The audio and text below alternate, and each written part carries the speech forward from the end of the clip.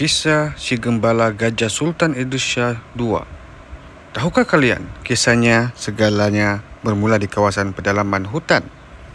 Gerik apabila hendak dijadikan cerita, dan dengan takdir Tuhan, seekor gajah telah terjatuh ke dalam sebuah lopak yang bersalut dengan kedalaman yang agak dalam.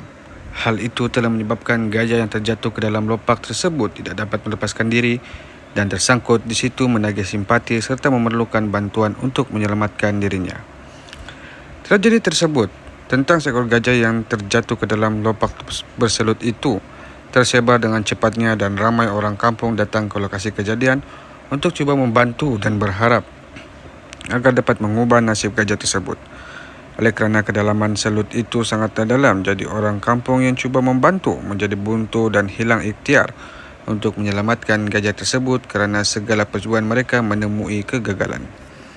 Sehinggalah muncul seorang hamba Allah ini yang menampilkan dirinya untuk membantu dalam operasi menyelamatkan gajah yang hampir tenggelam separuh badan dan tersangkut itu. Entah bagaimana, gajah tersebut berjaya dikeluarkan dengan mudah oleh kebijaksanaan individu tersebut. Individu ini bernama Mat Hasan atau nama asalnya Ram Bahadur. Berita tentang kehebatan Mat Hasan dalam menyelesaikan masalah gajah yang tersangkut di dalam lopak yang dalam itu merebak dengan pantas sehinggakan sampai terdengar ke telinga Sultan Perak. Pada waktu itu, Sultan yang memerintah negeri Perak adalah Sultan Idris Shah II pada pertengahan abad ke-20. Oleh kerana Sultan Idris Shah mempunyai banyak gajah, Mat Hasan terus dilantik untuk Sultan untuk menjadi penjaga kepada gajah-gajah baginda. Mat Hasan pada asalnya adalah salah seorang askar Gurkha dan bukan beragama Islam. Dengan nama asal Ram Bahadur, terdapat dua suku etnik di Nepal yang dikenali masyarakat dunia, iaitu Sherpa yang sangat mahir dengan pendakian atau pemandu di Gunung Himalaya, manakala satu lagi adalah Gurkha, iaitu yang arif dalam peperangan.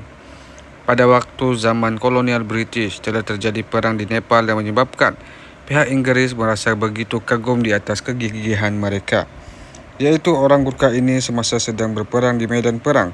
Mereka ini adalah orang Gurkha kemudiannya direkrut untuk bekerja sebagai tentera dengan East India English Company di India.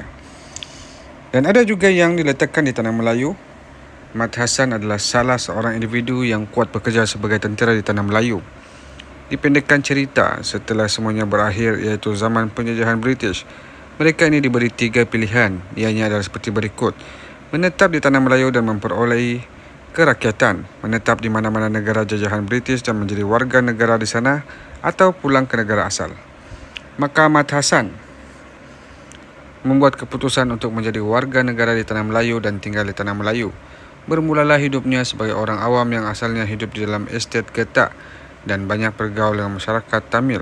Pada waktu itu, Jepun yang datang menyerang Tanah Melayu dan keadaan tersebut telah memaksa Mat Hasan untuk menyelamatkan diri dan sehinggalah tiba di kampung Kerunai yang terletak di Gerik. Mat Hasan memeluk Islam di sebuah masjid yang ada di kampung Kerunai dan akhirnya Mat Hasan menjadi toksiak di masjid tersebut. Sudah ketentuan takdir di kampung Kerunai yang terletak di Gerik jugalah Mat Hasan bertemu jodoh dan di sinilah Mat Hasan memulakan hidup berkeluarga. Sepanjang bekerja dengan Sultan Idris Shah, baginda kerap memberikan susu, tepung, beras dan juga gula untuk dijadikan makanan gajah. Dengan banyak melebihi apa yang diperlukan, Mat Hasan akan menyedekahkan kepada penduduk kampung Kerunai ini membuatkan beliau disenangi oleh mereka. Pada suatu hari, Sultan Idris Shah II telah memerintahkan kepada Mat Hasan supaya membawa gajah-gajah baginda berpindah ke Taiping. Mat Hasan menurut perintah dengan membawa gajah-gajah yang digembalanya itu secara berjalan kaki menuju ke Taiping. Mat Hasan turut membawa keluarganya berpindah sekali. Setelah tiba di Taiping, Perak, Mat Hasan sekeluarga ditempatkan di rumah kerajaan. Kini rumah kerajaan tersebut dikenali dengan nama Plaza Taiping. Sejak dari itu, Mat Hasan bekerja menjaga dan melatih gajah sepenuh masa sehinggakan gajah-gajah tersebut, baginda Sultan Perak ini patuh dan jinak dengannya. Mat Hasan cukup gemar membawa gajah belaannya mandi di anak sungai yang kini boleh dilihat ada di depan Zoo Taiping. Sewaktu peristiwa 13 Mei 1969, iaitu sejarah hitam negara kita, Mat Hasan pernah ditampar dengan askar di hadapan dan disaksikan oleh anak kecil perempuannya sendiri, sehinggakan terjatuh kerana melanggar arahan perintah berkurung yang berkuat kuasa pada waktu itu. Selepas ditamparnya muka Mat Hasan, barulah askar tersebut menyoalkan akan tindakan Mat Hasan tentang mengapa melanggar perintah berkurung yang sedang berkuat kuasa. Lalu Mat Hasan terus menceritakan yang terdapat gajah-gajah belaan milik Sultan Idris Shah yang masih belum diberi makan sejak semalam. Mat Hasan takut jikalau gajah itu mengamuk dan menyerang kawasan kampung untuk mencari makanan. Jelas dengan alasan tersebut, beberapa orang askar pun menemani